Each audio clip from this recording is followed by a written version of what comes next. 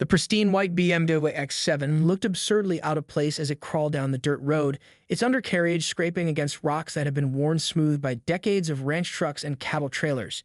Inside, Margaret Pemberton clutched her Hermes handbag tighter with each pothole, while her husband Charles gripped the steering wheel as if his life depended on it.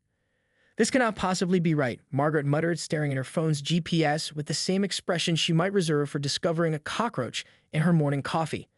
The advertisement clearly showed a charming countryside retreat. "This looks like we're driving into the apocalypse." Their teenage son Bradley slumped in the backseat, noise-canceling headphones clamped over his ears, desperately trying to maintain his connection to civilization through a rapidly weakening cell signal. His twin sister Sophia pressed her face against the window, pointing at everything with the wide-eyed horror of someone who had never seen anything larger than a Central Park pigeon. "Dad, what is that massive thing with horns?" she shrieked. "It's a bull, sweetheart," Charles replied through gritted teeth, navigating around another crater-sized pothole. "And according to this brochure, we're about to spend 3 days getting authentically acquainted with farm life."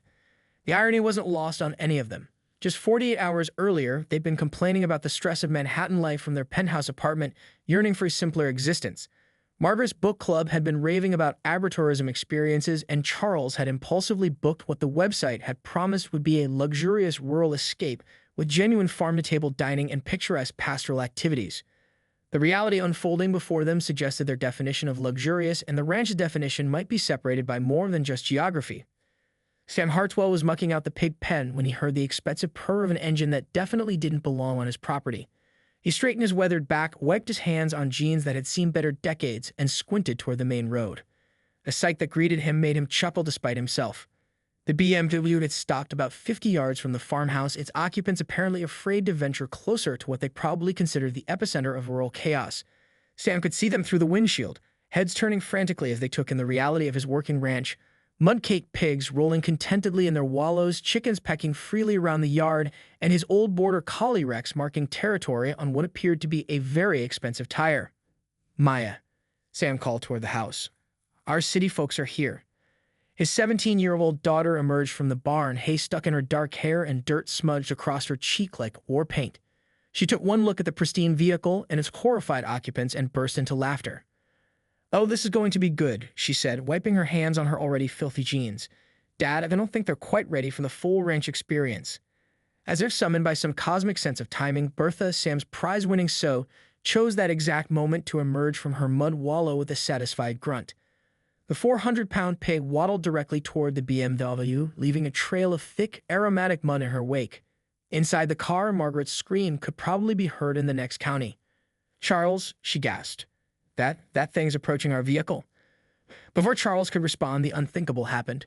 The right front tire, already compromised by the rocky road, finally surrendered to the soft earth near the pig pen. The BMW lurched sideways and settled with a sickening squelch into what could only be described as a premium blend of pig mud and organic fertilizer.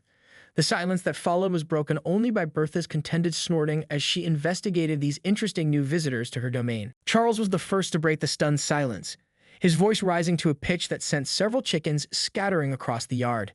"This is absolutely unacceptable. Do you have any idea what this vehicle is worth?" Margaret had gone completely pale, staring at the thick brown mud now coating the BMW's pristine white exterior like some kind of organic modern art installation. "My shoes," she whispered, looking down at her $800 Italian leather pumps. "I cannot possibly step out in this swamp." Sam approached the vehicle with the unhurried gait of someone who had seen every possible catastrophe a ranch could offer. He knocked gently on the driver's window, which Charles lowered with obvious reluctance. "Afternoon, folks," Sam said, tipping his worn baseball cap. "I'm Sam Hartwell. Welcome to Sunset Ridge Ranch. Looks like you've met Bertha." He gestured toward the massive sow, who was now enthusiastically rubbing her muddy bulk against the BMW's bumper. "Get that thing away from our car," Charles sputtered, his face turning an alarming shade of red. "And how do you expect us to get out of this vehicle without ruining our clothes?" Maya had joined her father, barely containing her amusement at the situation. "Well," she said thoughtfully, "you could always go barefoot. The mud's actually quite therapeutic. Some people pay good money for mud baths at fancy spas." Margaret's horrified gasp could have shattered glass. "Therapeutic? This is pig filth. This is a health hazard. She paused, frantically scrolling through her phone. "This is grounds for a lawsuit. The website said nothing about livestock attacking our vehicle." "Ma'am," Sam said patiently, Bertha wasn't attacking anything. She's just curious. And technically, you parked in her favorite spot. Bradley finally removed his headphones, taking in the scene with the kind of detached fascination teenagers reserve for watching adults lose their minds. Dad, your face is doing that twitchy thing again. You know, like when the stock market crashes. The stock market doesn't crash into pig mud, Charles shouted, then immediately regretted raising his voice as it seemed to attract more barnyard animals. A rooster strutted over, eyeing the BMW with territorial interest. Sophia was crying now, not from fear, but from the dawning realization that her designer outfit was about to become a casualty of rural life. I was supposed to post Instagram stories about our authentic farm experience, she wailed. How am I supposed to explain this to my followers? Sam exchanged a look with Maya, who was now openly grinning. They'd hosted city visitors before, but none quite this urban. Most guests arrived in pickup trucks or SUVs already dressed for farm work. The Pembertons had clearly expected something more akin to a luxury resort with a countryside theme. Look, Sam said, trying to keep his voice calm and reasonable. I understand you're upset, but we can get you out of this situation. I've got a tractor that can pull your car free, and Maya here can show you to the guest quarters where you can clean up. Clean up? Margaret's voice reached a new octave. With what? Do you even have running water out here? Maya couldn't help herself. We're not Amish, ma'am. We have electricity and everything. Even Wi-Fi, though it's a bit spotty when the cows knock down the tower. The cows knock down the Wi-Fi tower. Bradley sat up straighter, suddenly interested. Only when they're feeling particularly rebellious, Maya replied with a straight face. Charles was now fumbling with his phone, clearly trying to call someone. I'm calling our attorney. This is negligence. Gross negligence. You should have warned us about the road conditions, the animals, the everything. Mr. Pemberton, Sam said, his patience wearing thin, the road conditions are clearly stated on our website. And as for the animals, well, this is a working ranch. That's kind of the point. Margaret was still trapped in the passenger seat, looking like she might faint. Charles, do something. I cannot spend 3 days in this wilderness. My book club is expecting a full report on our rustic adventure, not a survival story. Your book club? Maya asked, genuinely curious. What kind of books do you read? Eat, pray, love, obviously. And that wonderful memoir about the woman who bought a villa in Tuscany and found herself through organic gardening. Sam and Maya exchanged another look. This was going to be a very long 3 days. The rooster chose that moment to hop onto the BMW's hood, leaving muddy footprints across the previously spotless surface as he began to crow triumphantly, as if announcing his conquest of the foreign invader. Margaret fainted. 20 minutes later, Margaret sat on the Hartwell family's front porch, clutching a glass of sweet tea like it was a lifeline to civilization. Her husband paced back and forth across the wooden planks, his expensive loafers squelching with each step from his unfortunate trek through the barnyard. The BMW sat in the distance, now completely surrounded by curious livestock who seemed to view it as the world's most expensive jungle gym. This is a disaster, Charles muttered for the 15th time. An absolute disaster. My assistant is going to have to reschedule 3 board meetings, and Margaret's already missed her yoga class with the ambassador's wife. Sam emerged from the kitchen carrying a plate of his wife's famous chocolate chip cookies, still warm from the oven. Mrs. Hartwell sends her apologies for not being here to greet you properly, he said. She's in town at the church committee meeting, planning the annual harvest festival. How quaint, Margaret said weakly, though she accepted a cookie with surprising eagerness. At home, our housekeeper handles all the domestic arrangements. Maya had changed out of her work clothes and now wore clean jeans and a faded t-shirt that read Ranch Life, where every day is bring your kid to work day. She studied the family with the kind of frank assessment that only teenagers could manage. You know, she said thoughtfully, maybe this happened for a reason. What kind of reason could possibly justify this nightmare? Sophia demanded, gesturing toward her mud-stained designer dress. Well, Maya continued, settling into a porch chair with the confidence of someone on her home turf. You came here for an authentic farm experience, right? Most of our guests spend their time taking Instagram photos and complaining that the chickens are too loud in the morning. They never actually learn what ranch life is really about. Bradley looked up from his phone where he'd been frantically trying to get a signal. And what's it really about? Work, Maya said simply. Real work. The kind that gets your hands dirty and makes you tired in a good way. The kind that connects you to something bigger than yourself. Charles stopped pacing. Are you suggesting we should actually work? On a farm, we're paying customers. Dad, Maya said, turning to Sam, remember what Grandpa used to say about city folks? Sam chuckled.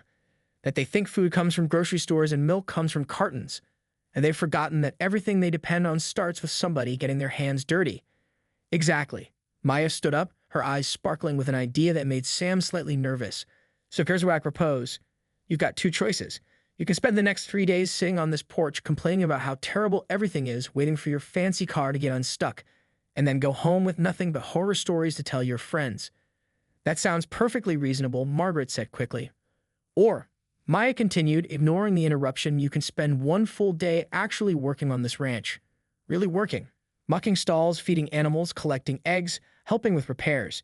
If you can make it through one complete day of real ranch work without quitting, I guarantee you'll understand something about life that you can't learn in any Manhattan penthouse. The silence that followed was deafening. Even the roosters seemed to have stopped crowing to hear the response. You want us to muck stalls? Charles' voice cracked slightly. I haven't done manual labor since I was 12 years old and my father made me mow our lawn. I don't even know what mucking means, Sophie admitted. It means cleaning up animal waste, Bradley said helpfully, earning a sharp look from his sister. Oh God, Margaret whispered. Maya grinned. Look at it this way. If you can survive one day of ranch work, you'll have the most authentic farm experience story anyone in your social circle has ever heard. Plus, I'll personally guarantee your car gets unstuck and cleaned off, and we'll throw in a home-cooked meal that will make you forget every fancy restaurant you've ever been to. Sam watched his daughter with a mixture of pride and concern. Maya had always been direct, but this was bold even for her. And if we refuse? Charles asked. Then you spend 3 days exactly as miserable as you are right now, Maya said with a shrug. Your choice. Margaret looked at her family's faces, then at the mud-covered BMW, then at the curious pig who was now investigating their luggage through the open trunk. She thought about her book club, about the stories of transformation and self-discovery she'd been reading, about how empty her perfectly organized life had begun to feel. One day, she asked quietly. One full day, sunrise to sunset. Margaret surprised everyone, including herself, when she said, Fine, but I'm going to need different clothes. Maya's grin could have powered the entire ranch. Now we're talking. The alarm clock's shrill cry at 5:30 a.m. was met with groans that could probably be heard in 3 counties. Margaret stumbled out of the guest room wearing borrowed overalls that hung on her like a scarecrow's costume, while Charles emerged looking like he was dressed for a costume party themed What City People Think Farmers Wear. Maya was already waiting on the porch with steaming mugs of coffee and the kind of cheerful energy that only 17-year-olds possessed at dawn. Morning sunshine, ready to earn your breakfast. This is inhumane, Bradley mumbled, but he was already pulling on the work boots Maya had found for him. Despite his complaints, there was something almost curious in his eyes. The first task was feeding the chickens, which seemed simple enough until Margaret discovered that chickens were apparently tiny dinosaurs with attitudes. When a particularly aggressive hen pecked at her ankles, she shrieked and jumped backward, landing squarely in a fresh pile of chicken droppings. Oh no, she gasped, staring down at her boots in horror. Congratulations, Maya said with genuine enthusiasm.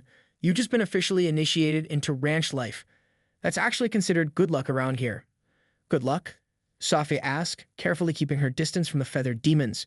Chicken poop makes excellent fertilizer. Farmers pay good money for this stuff. To everyone's surprise, Margaret started laughing.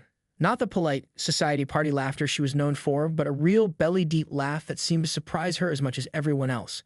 I'm standing in chicken waste at 5:30 in the morning, and somehow it's good luck.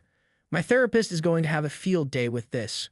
The morning progressed with a series of small disasters and unexpected victories. Charles, who hadn't lifted anything heavier than a briefcase in years, troubled the hay bales until Sam showed him the proper technique. By the third bale, he was moving with something approaching efficiency. Sweat streaming down his face, but determination in his eyes. I used to be on the wrestling team in high school, he panted. Forgot I actually had muscles under all that office flab. Bradley surprised everyone by taking to the mechanical aspects of ranch work with genuine interest. When Maya showed him how to repair a broken fence post, he peppered her with questions about leverage and engineering principles that impressed even Sam. You got good hands for this kind of work, Sam told him. Ever think about studying engineering? My parents want me to go into finance, Bradley admitted, then added quietly, but I've always liked building things. The real test came at midday when Maya led them to the pig pen for what she cheerfully called the main event. Bertha and her companions had turned their enclosure into something that resembled a chocolate fondue fountain explosion. You want us to go in there? Sophie asked, her voice barely above a whisper. The pigs need fresh straw and their water troughs need cleaning, Maya explained. It's actually one of the most important jobs on the ranch. Happy pigs mean healthy pork and healthy animals mean a sustainable farm. Margaret stared into the pen, watching Bertha wallow contentedly in what could only be described as premium mud. Something shifted in her expression, a kind of resolve that surprised everyone, including herself. You know what? She said, rolling up her sleeves. I spend $200 a week in a spa for month treatments that probably aren't half as authentic as this. She stepped into the pen. The next hour was a revelation. Covered head to toe in mud, the Pemberton family worked alongside Maya and Sam with a focus and energy none of them had experienced in years. There was something almost meditative about the simple, purposeful tasks. No emails to answer, no social obligations to fulfill, no image to maintain, just honest work that produced immediate, tangible results. This is actually kind of therapeutic, Sophia admitted, scratching Bertha behind the ears. The massive sow had taken a particular liking to her and kept nudging her affectionately with her snout. She's like a really big, muddy dog. Better than a dog in some ways, Maya said. Pigs are actually smarter than most dogs, and definitely cleaner, despite appearances. As the sun began to set, the family gathered around the outdoor fire pit, exhausted but strangely exhilarated. They were covered in mud, hay, and various other farm substances, but for the first time in memory, they looked genuinely relaxed. I can't remember the last time I felt this tired, Margaret said, accepting a plate of Sam's famous barbecue. But it's a good tired, like I actually accomplished something real today. Charles nodded, flexing his sore shoulders. At the office, I can work 14-hour days and still feel like I haven't done anything meaningful. Today, I fixed a fence and helped deliver food to living creatures. There's something to be said for that. Maya smiled, watching the transformation she witnessed throughout the day. These weren't the same panicked city dwellers who'd arrived yesterday in their pristine BMW. They were still far from being farmers, but they found something authentic in themselves that no amount of money could buy. 3 months later, Sam was fixing the gate to the chicken coop when he heard the familiar rumble of an engine coming down the dirt road. This time, however, it wasn't the purr of a luxury sedan, but the honest growl of a well-used pickup truck. He straightened up, wiping his hands on his jeans, and grinned as he recognized the driver. Charles Pemberton climbed out of the dusty Ford F-150, wearing actual work boots and jeans that had clearly seen some use. His family followed, and Sam had to look twice to make sure it was really them. Gone were the designer clothes and horrified expressions. In their place were people who looked comfortable in their own skin, even if that skin was about to get dirty again. Sam, Charles called out, striding across the yard with the confident gait of someone who no longer feared chicken poop. Hope you don't mind us dropping by unannounced. Mind? Sam laughed, embracing his unexpected friend.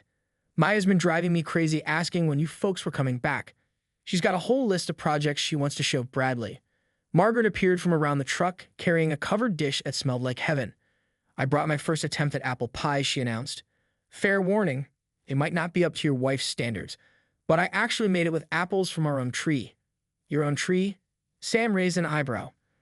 We bought a little place upstate, Sophia explained, scratching Bertha behind the ears like she was greeting an old friend. Nothing fancy, just 20 acres with a farmhouse that needs work. Mom's been taking cooking classes, Dad's learning carpentry, and Bradley's been designing a chicken coop that's probably over-engineered by about 300%. Bradley emerged from the truck bed carrying what appeared to be architectural plans. Wait until you see this, Sam. It's got solar heating, automated feeders, and a waste management system that could probably handle a small city. Maya burst out of the barn, her face lighting up like Christmas morning. You're back. And you brought the truck. Dad, look. They bought a real truck. It's used, Charles said with obvious pride, but the dealer said it's got another 100,000 miles in it easy. Turns out you can haul hay bales in a BMW. The afternoon unfolded like a reunion between old friends rather than a chance encounter between former strangers. The Pembertons had indeed purchased a small farm, though they were quick to admit they had no intention of giving up their city life entirely. Instead, they found a balance that neither world could have provided alone. We spend weekends there, Margaret explained as they sat around the same fire pit where they'd shared their first real meal together.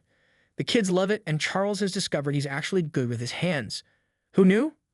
I've been thinking about what you said, Sam, Charles added, about food coming from grocery stores and people forgetting where things really come from. I never realized how disconnected I've become from the actual world. Our farm isn't going to feed anybody but us, but at least now when I buy groceries, I think about the work that went into getting that food to the store. Sophia was already planning her social media strategy, but this time it was different. My followers are actually really interested in the farm posts, she said. Turns out there are a lot of people our age who want to learn about where their food comes from. I'm thinking about starting a whole series on sustainable living. The biggest surprise came from Bradley, who had spent the last 3 months researching agricultural engineering programs. There's this school in Colorado that specializes in sustainable farming technology, he told Sam. They've got programs that combine traditional farming with modern engineering. I'm thinking about applying. What about finance? Sam asked. Finance will always be there, Bradley said with a shrug. But there's something about building things that actually make a difference, you know? Like, what if I could design systems that help small farms be more efficient? What if I could help people like you compete with the big corporate operations? As the sun set over Sunset Ridge Ranch, painting the sky in shades of orange and purple that no Manhattan penthouse could match, the two families sat together sharing stories and plans. The BMW was long gone, traded in for the pickup truck. But more importantly, the people who had once flowed from pig mud were now planning their own adventures in agriculture. You know, Margaret said, watching Bertha and her companions settle in for the night, I never did get that authentic farm experience I was looking for when we first came here. What do you mean? Maya asked. Margaret smiled, her hands still bearing the calluses from weekend farm work. I got something better. I got real life. Turns out authentic isn't something you can buy or experience as a tourist. It's something you have to earn one muddy day at a time. Sam raised his coffee mug in a toast. To earning it the hard way? To pig mud, Charles added with a grin. To pig mud, they all echoed, and somewhere in the distance, Bertha snorted her approval.